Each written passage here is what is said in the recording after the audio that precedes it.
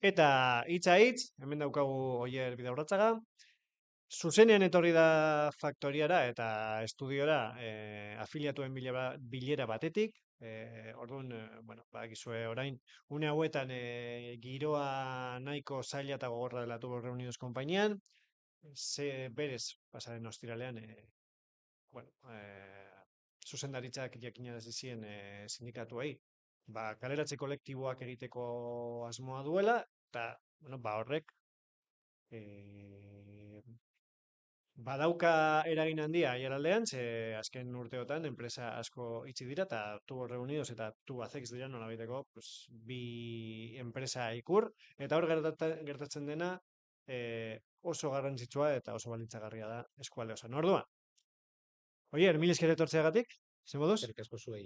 Ondo, Ondo, agian egoera hobeagotan egon zela, ez? bai. Baina, bueno, gogotsu aurre egiteko neri. Mhm. Gogotsu aurre egiteko. Hasteko, pasaren ostiralean, izan zenuten bilera bat zuzendaritzarekin, eta han, aipatu zuten enpresako arduradunek, ez? Kaleratze kolektiboak egiteko asmoa zutela, ez? Ez dakite nola hartu zenuten, ez dakite espero zenuten, ez ustekoa izan zen. Hori da, bai, pasan barikuan esan ziguten kaleratzeak izango zirela, eta bakarrik bota ziguten hori. E, susmoa bai, bagenukan zeo zer, beste enpresen inguruko beste foro batzuetan, nahiko txotan urten delako Tubos Reunidos izena, eta azten direnean instituzioak horren inguruan hitz egiten, zeo zer barruan badagoelako. Mhm.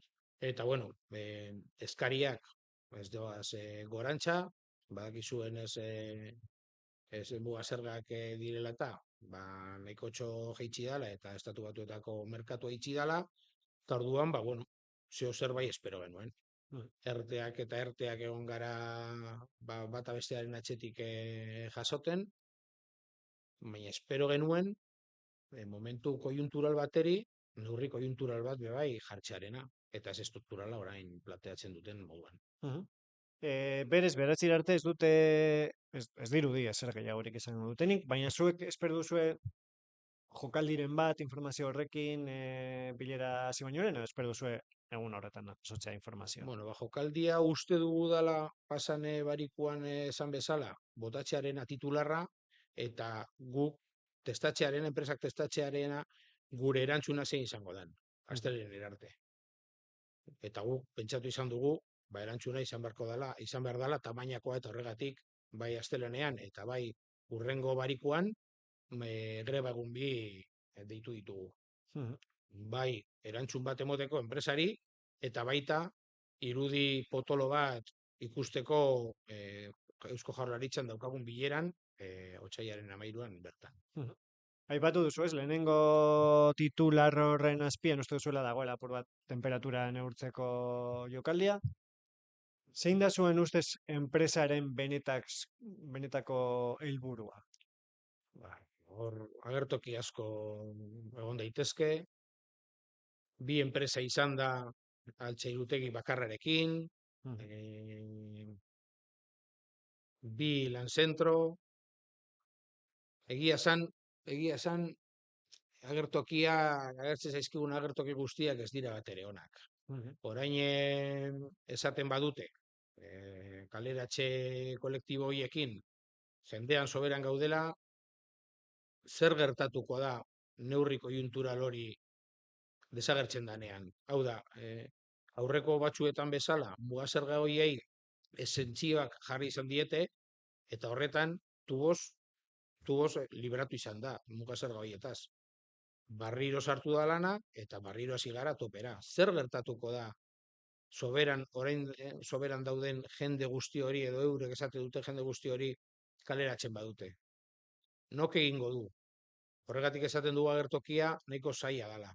Mhm. Atzo, atzo izan zen, uste dute Eusko Jaurlaritzako Mikel Jauregik esan zuela ez dutela diru publikoa jarriko, ez baldin badago diru pribatua. Mhm. Zertaz ari dira hitz egiten. Fondo buitre bat etortzearena, non orkerostearena, zer gertatuko da kaleratuak ez diren langile horiekin. lan baldintzak jaitsiko dira, egia esan, agertokiak gure buruetan nahikotxo dira Mhm, eta bat ere zona. mhm. Eta, bueno, zuek aipatu duzue, labek aipatu du, zuzenean, zabaldu du harra, esan ez, kaleratzeak eta murrizketak errefusatzen dituela, zein da zuen argudiategia hori irmotasunez esateko?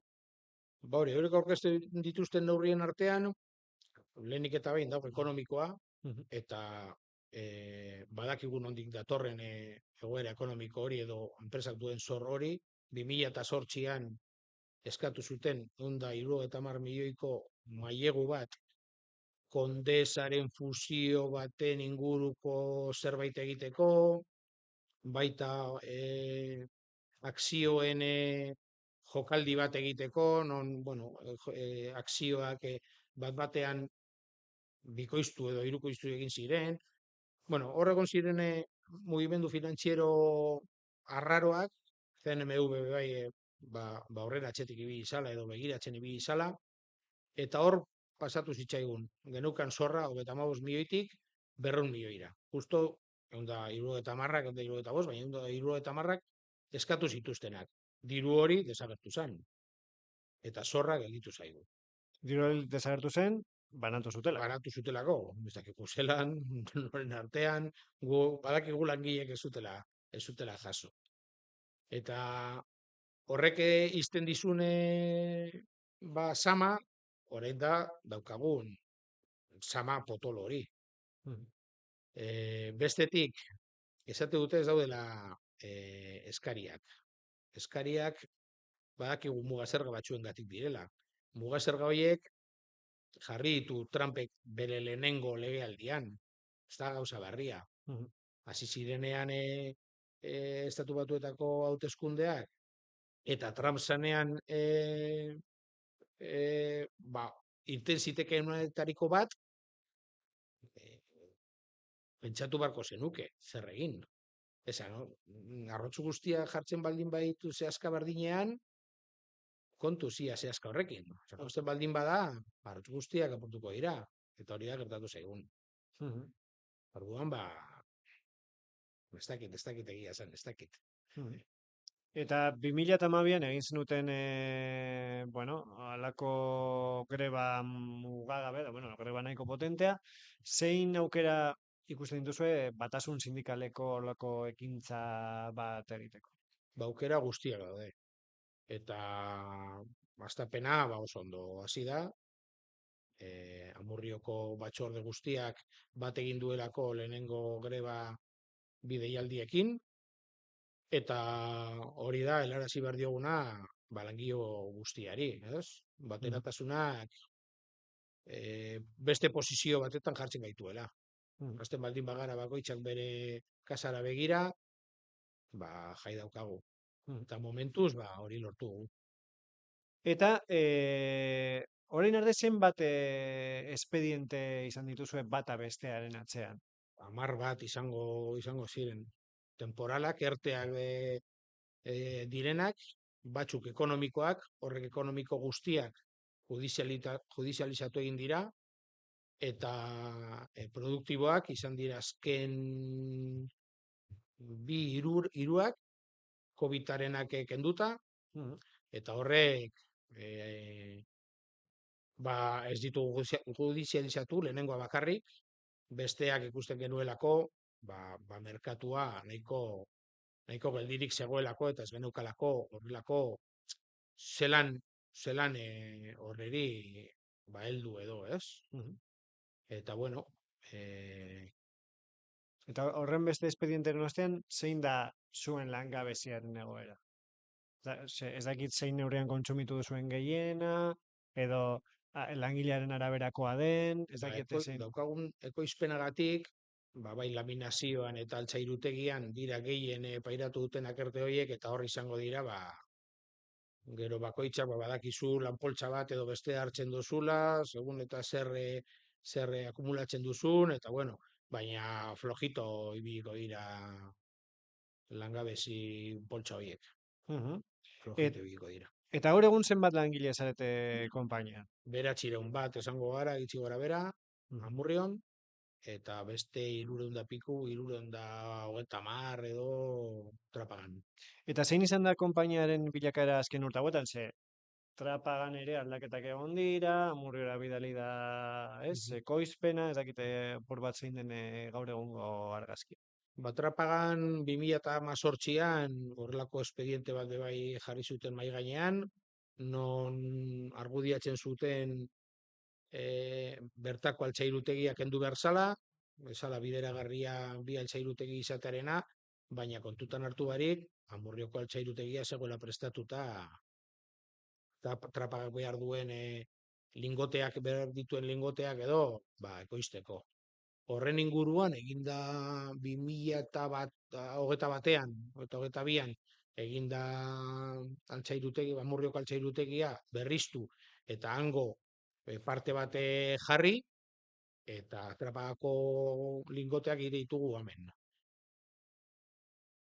Bere garaian 18an esaten zieten Trapagakoei altzairutegi barik ez zegoela Trapagako planta ukitzeko aukerarik. Eta orduan, claro, enpresak behar duen bilakaera izan daiteke guztia lanzentro batetan jartzearena. Nik imaginatzen dudan agertoki bat, eh? Mhm. Kontutan hartu behar dugu be bai, non dagoen Trapagako enpresa jarrita, ze lurzoruan dagoen jarrita, zer daukagunan, Amazon itxel bat dago, eta horrek ez daukate handitzekotan bakarrik daude pentsatzen beti, eta ematen dizkiogun buelta guzti horietan, izan daiteke, Trapagako ekoizpena edo mugitzearena, ze karo, orain daude egunero dozena bat kamioi gora eta bera, Mhm. lingoteak eramaten. Eta hori ez dakit ze bideragarri izan daiteke, baina uste dut ez da oso bideragarria. Mhm. Eta zer espero duzue erakunde publikoen aldetik? Aipatu duzu ez, foro batzuetan, hitz egin dela, edo atera dela tubos reunidosen izena. Pasaren astean izan zen, Aiaraldeko industria sustatzeko foro hori ere, eta, bueno, guk galdetu dugunagatik, tubos reunidosek ez zuen ezer aipatu, kaleratzen inguruan, ez ezer. Orduan zein da, zer espero duzue erakunde publikoen aldetik? Espero dugu neurrian egotearena, eta horrelako enpresak non diru publikoa jasotzen duten, azkena 2021an uste dut izan zala, sepirengatik 110 milioi jaso dituela, ez izatearena lan suntxiketa bat emoteko. Eta Eusko Jaurlaritzak, PNV eta PSRekin ezin dute horrelakorik onartu. Mhm, Ezin da diru publiko batekin kaleratzeak eta lan suntxiketak onartu. Aiaraldean, ez Euskal Herriko inongo lekuen, baina Aiaraldean ikusita, zelako, bueno, badakigu guztiak zer pariatu duen baiarak, ez? Eta izan da nahiko itxela. mhm. Aipatu duzu, eta ja amaitzeko, Sepiren mailegu hori, Sepiren mailegu horren iturburua ikertzen ari dira, edo hori dirudi, entzutegi nazionalean, ez? Bueno, auzitegi nazionalean, hor dago ustelkeriaren itzala. Uste duzu horrek eragina izan duela neurriak hartzeko orduan, edo bueno, oso gauza periferikoa da, eta ez diozue Egia protagonismo. esan azalpenak eskatu genituen, etorri ziren konpainiako CEOa eta bere azpitik dagoena, azalpenak emotera, eta esaten zuten, ez zegoela esebez arrarorik. Mhm, Tipo horrekin hainbeste gauza egin direla, eta guztiei bezala, ordaindu zaiela, guztiei bezala. Hori da, jasotzen duguna, baina mhm, zer dan egia, hasten bazara horrarakatzen, horretan espazioetan eta horrelako dirutxak mugitzen direnean, nire imaginazioak ez du emoten. mhm.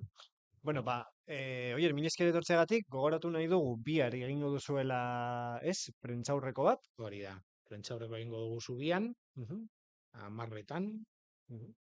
bederatzian, astelenean, egun osoko greba egun bat egingo dugu, aurreko domekako txanda, gaueko txandan hasita, eta asmoa da, ba, langile guztia han elkartzearena, ongi etorria emateko zuzendaritzari, Ze berez, bilera da Amurrion, ezta? Amurrion bertan bai, Mhm. 10.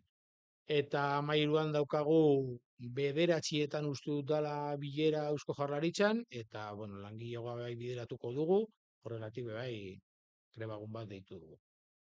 Ederto, begira, orain aipatu duzula Eusko Jaurlaritza eta bar, galdera bat tintontzian geratu zaiguna, izan da, bueno, tubos reuniosek azken urte, bueno, aurreko urtean, erakutsitako gaitasuna bestelako langileak zurgatzeko, ez? Ze, adibidez, Guardianeko langileak ere kontratatu zituen enpresak, behin enpresa itxita, zer gertatu da langile hoiekin eta behin-behinean zeuden beste guztiekin. Ba, behin-behineko guztiak, interinitate kontratuak ez dituztenak, ez dute kontratu berri gehiagorik sinatu, eta egia esan, astelehen arte ez dakigu zer gertatuko da horiekin. Batzuk, postu estrukturalak, postu estrukturaletan egon direlako lanean. Mm. Osa, dinot, ez direla batxutan edo bajake interinitate moduko kontratuak egiteko bakarrik. Batzuk egon direla lanean, jarraian, eta beharrezkoak direla. Ez dakigu egia esan zer gertatuko da horiekin. Neto, ba, astelehenean egongo gara honen guztiaren gainean, jakiteko zer esaten dizueten, ba, bitartean animo asko, eta Eskerrik asko. eta dure gabe, egun hauetan gure berri eta zuen berri izango dugu. Oso ondo, eskerrik asko. Bueno, ba, gaurkoz, azalera saioa amaitutzat joko dugu. Bueno, badakizue zeru mugan daukaguna, bereziki tubos reunidosen gatazka izango dela, ziurrenik egun gehiagotan landuko dugu hemen azaleran edo beste esparru batzuetan. Gogoratu astelena dela oso data garrantzitsua, tubos reunidoseko langileentzat, ze egun horretan zuzendaritzak azalduko du gutxienez zein den bere hasierako helburua edo zeintzuk diren bere asmoak.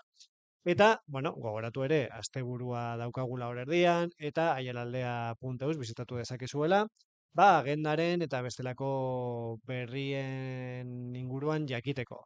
Baina, izan bezala, gogoratzen dizuegu, urrengo astean, urrengo pederatzean, itxordu garrantzitsua izango dugula, eta ba, adi egoteko, ba, tubos reunidosen etorkizunari buruz jakiteko. Besterik gabe, laster arte eta hurrengo aster arte.